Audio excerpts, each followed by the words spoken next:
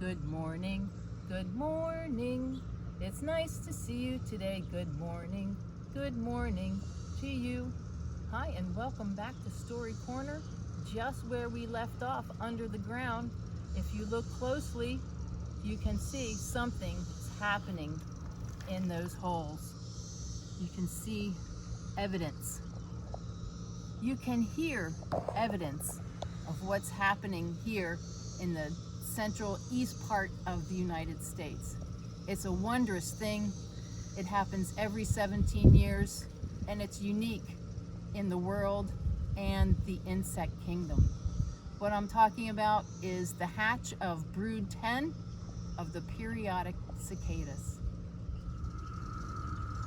I hope you can hear the chattering above me, and you can see someone that just hatched recently. There are cicadas all around the world, but these periodic are unique to this section of the country. The red eyes, the beautiful wings are just marvelous. They go away for 17 years, like I said, and come back. And we have a story today about a lovely little lady cicada named Cecily. Cecily Cicada, 2021 edition, by Helmetag Murdock and Patsy Helmetag. In her dreary earthen hole neath the sassafras tree on Hyda Cooper Street in Washington, D.C., lived a hopeful nymph cicada waiting for the time she could crawl up top and feel the sunshine. The last thing she remembered before digging her hole was her solemn mama saying, "Cecily, be bold. Be patient, dear, and persevere, and never do give up, for in 17 years you'll get back to the top. In 17 years you'll know what to do, and something amazing will happen to you." For 17 years she waited day and night for time and temperature to be just right. Cecily ate roots, then ate some more, but eating roots was such a bore. So she was stalwart and passed the time doing 17 things that don't fit in this rhyme. Listening, knitting, dancing and drawing, doing headstands, juggling, eating root spaghetti, cooking, making faces, prospecting, reading, singing, doing yoga, whistling, throwing a pot, throwing a fit, and sleeping. For while she awaited that far-off day, she had to be clever and learn to play, and entertain herself till the soil felt right. At 64 degrees, she could crawl right up to the light.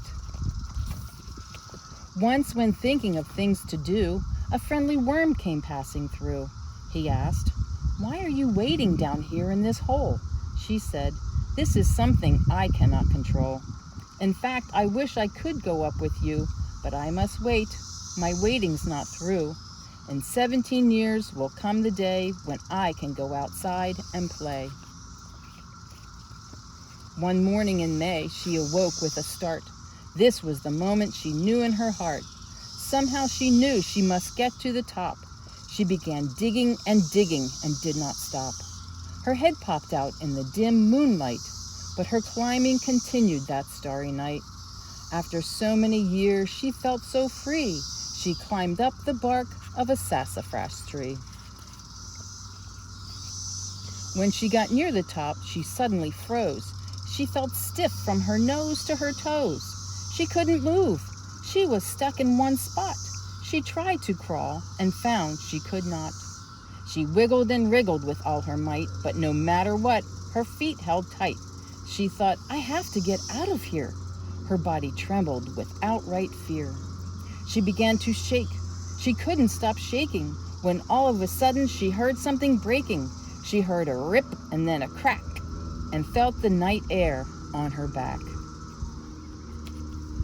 She tried moving her feet and found they would, then took a step and found she could. But why had she been stuck in one place? She looked up and saw the dried brown case. Her new self was pale with wings that were green. Her skin was translucent with a beautiful sheen. When the sun came up on the beings who sleep in, Cecily's color began to deepen. Suddenly a question entered her mind. How can I leave part of me behind? That withered brown case used to be me, but now it's dried up and stuck to the tree. She saw from her branch a most curious thing, a creature like she was with elegant wings. You look puzzled, but look around. There are hundreds of us crawling out of the ground, climbing up trees and leaving our past, spreading our wings to embrace life at last. We're leaving our old selves stuck on the trees while we fly with the ladybugs, robins, and bees. Oh, it's a wonderful thing to fly. Jump off that branch, give it a try. It was amazing. Her mom had been right, as Cecily found her on her very first flight. You know how it is if you had long to wait. When that thing finally happens, isn't it great? If you've been in a dark hole, nothing is duller. Imagine emerging surrounded by color. Below her were flowers and beautiful plants, birds and dragonflies, spiders and ants. Children were playing in Glover Park, and parents were dragging them home before dark. For 2 more days, her eyes took in all the sights, and the sounds and the smells of springtime delights. There were savory flowers that smelled so sweet, and tasty new leaves for her to eat.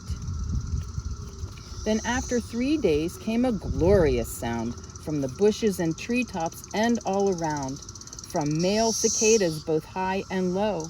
A chorus of voices began to grow.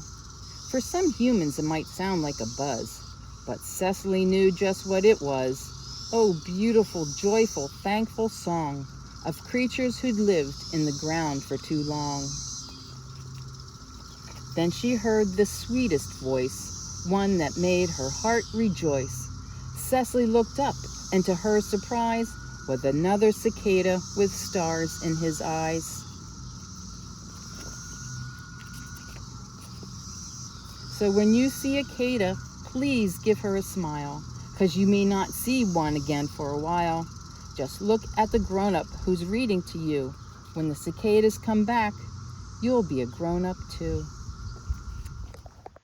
Wow, that's true, guys. For 17 years, you'll be a grown-up. Or if you're already a grown-up, you'll be on your way into a shell, an adult,